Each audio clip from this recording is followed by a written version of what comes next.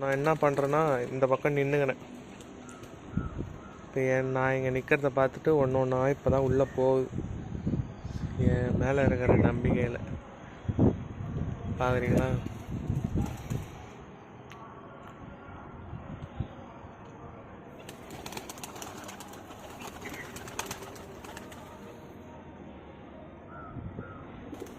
நான் பூனைக்குட்டி இருக்குன்னு எனக்கு தெரியும், ஆனால் கீழே சந்தில் அதோ இருக்குது, இந்த சந்தில் இருக்குதுன்னு நினச்சின்னு இருந்தேன்.